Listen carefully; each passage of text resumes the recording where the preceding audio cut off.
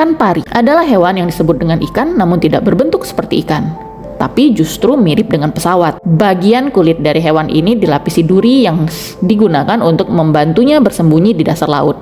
Tahukah Anda, ikan pari ternyata memiliki mata di bagian atas tubuhnya, tepatnya di dekat punggung. Posisi mata ini membantu ikan pari melihat apa yang ada di atasnya ketika mereka bersembunyi di dasar laut. Dan fakta keren dari ikan ini adalah bisa melompat keluar dari air dan terbang sejauh beberapa meter sebelum kembali lagi ke air.